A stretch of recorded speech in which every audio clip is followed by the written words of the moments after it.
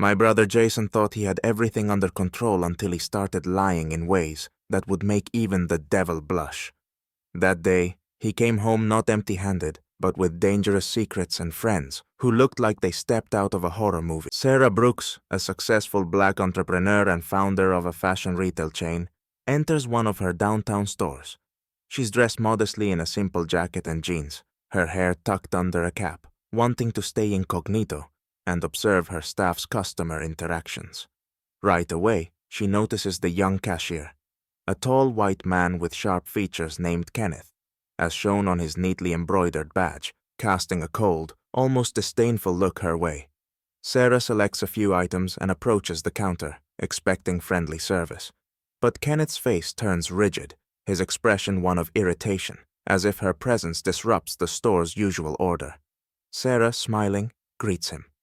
"Hello? I'd like to purchase these."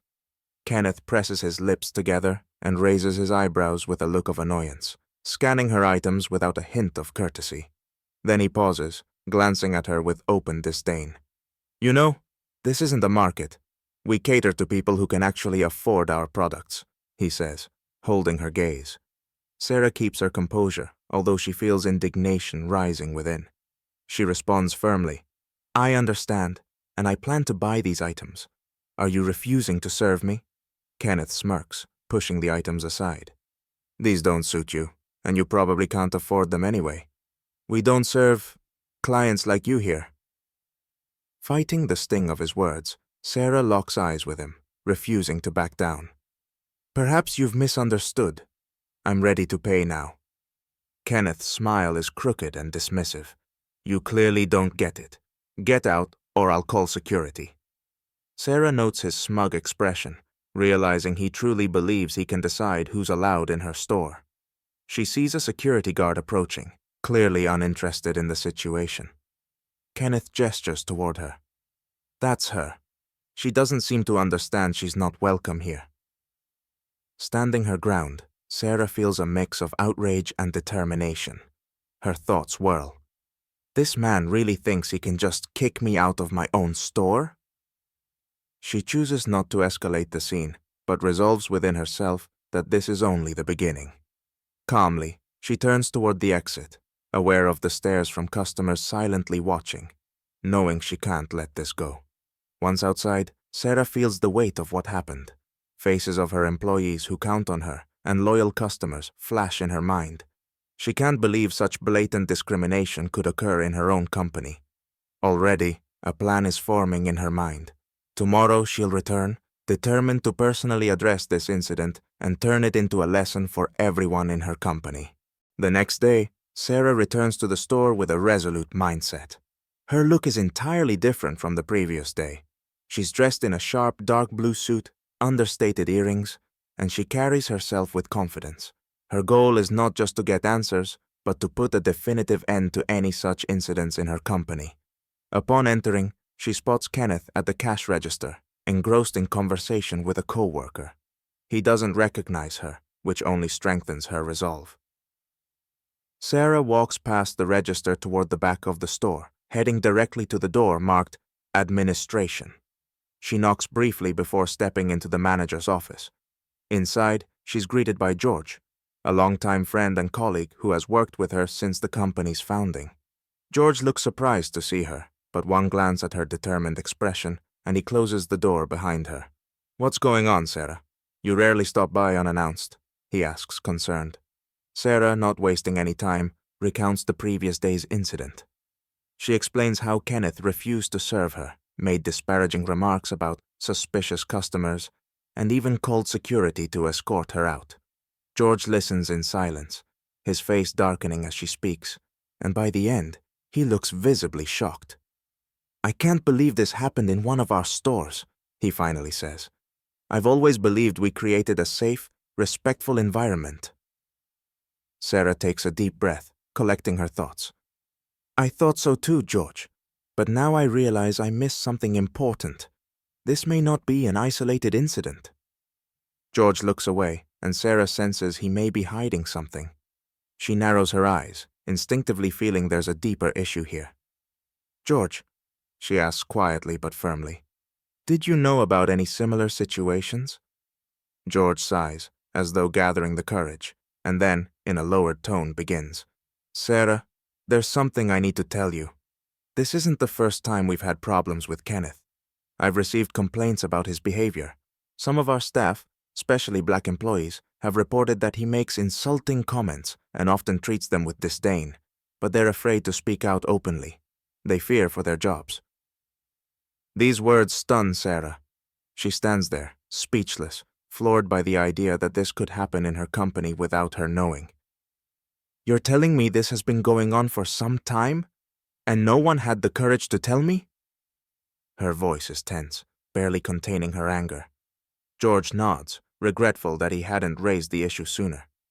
People are afraid, Sarah. They feel like they have no voice. I tried talking to Kenneth, but he thinks he's untouchable and simply brushes it off. He doesn't even consider it an issue. Sarah struggles to contain herself, but her mind is already forming a plan. She needs to make it clear to everyone that this behavior will not be tolerated.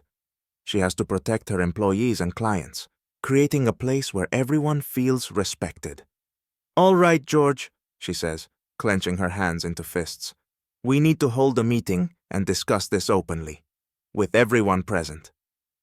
Sarah and George leave the office and head into the main store area, where the employees begin to gather.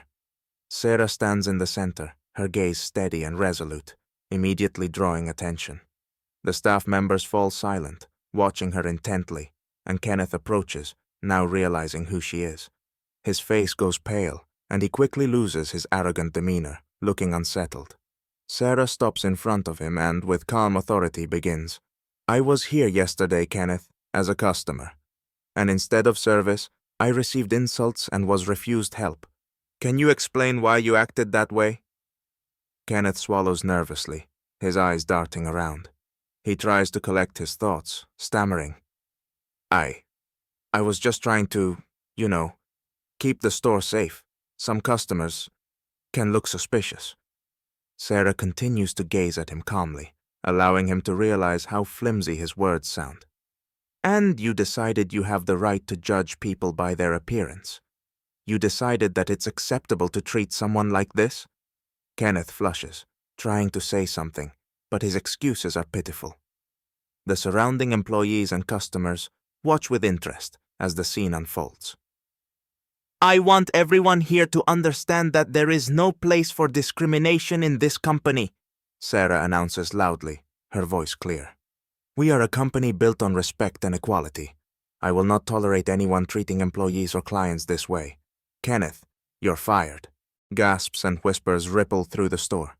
Kenneth stands in shock, humiliated, understanding that his arrogance and assumption of immunity have led to the worst possible outcome. Sarah surveys the employees and adds, We will be conducting mandatory diversity and respect training for everyone. No one should be afraid to speak out or feel oppressed in their workplace. Her words are met with nods of approval, and a sense of hope spreads among the employees, who now feel that the company is becoming a place where everyone can be comfortable. After firing Kenneth, Sarah realizes that this alone won't be enough to address the deeper issues. She decides to hold a series of meetings with employees to openly discuss discrimination and create an environment where everyone feels respected and heard. She starts by gathering the management team to convey her intentions. This isn't just one incident, she begins, her voice firm. We are building a company rooted in equality and respect, and I want everyone to understand this behavior is unacceptable. The managers, including George, listen intently. Sarah emphasizes that the company's culture must support all employees, not just those in privileged positions. We will conduct training and implement a zero-tolerance policy against discrimination. From now on, anyone who shows disrespect to colleagues or clients will be immediately dismissed. George supports her, explaining to his colleagues the importance of speaking up and reporting incidents. Suddenly, one of the managers, Michael, raises his hand cautiously. Sarah, he begins, a bit hesitant. How will we protect those who are afraid of retaliation if they report something?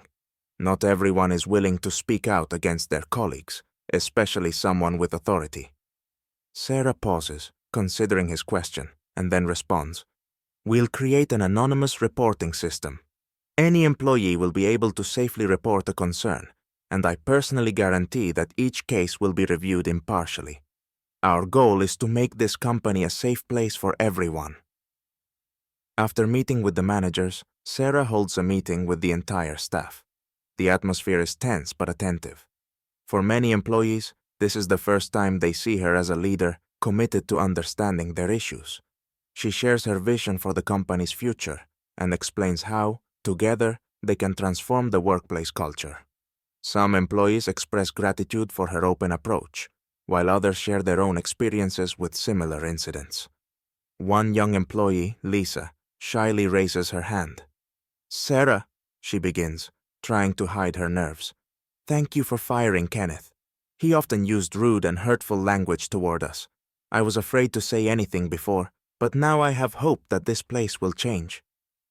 Her words resonate with the others, and Sarah sees appreciation and support in their eyes.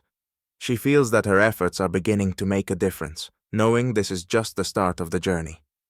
Soon, news of the changes and Kenneth's termination spreads across social media, drawing public attention. Some customers leave supportive messages, while others ask questions, showing solidarity with the initiative. Sarah decides to seize the moment to further strengthen her position, releasing an official statement announcing her company's commitment to fighting any form of discrimination.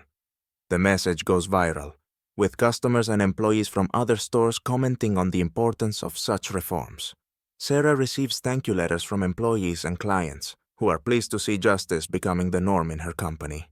After implementing new policies and publicly committing to changes within the company, Sarah begins to see the first positive shifts. The atmosphere in the store grows warmer. Employees feel more secure and are no longer afraid to voice their opinions. She realizes that her actions have led to a real transformation, and now the company stands on a new foundation of respect and equality. But soon, an unexpected challenge arises.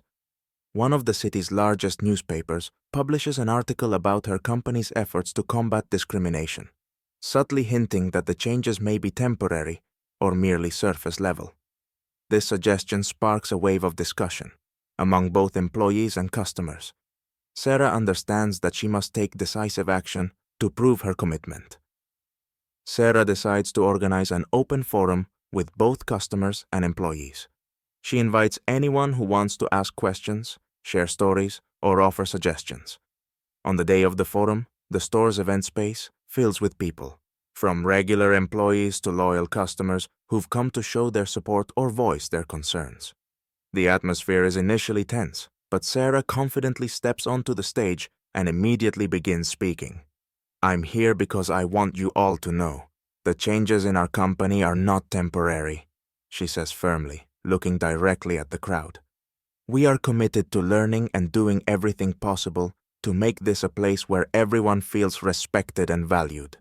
These are not just words, and I will personally ensure that every step is followed through." A hand rises in the audience. It's a customer who recounts how, in the past, she faced bias treatment in the store. She thanks Sarah for taking these steps and emphasizes that, for many people, this represents an important change. Her words resonate with the crowd, and other customers and employees join in, sharing their own stories and expressing gratitude for the improvements. As the forum draws to a close, Sarah feels a sense of fulfillment. She realizes that this open dialogue has brought more benefit than she anticipated.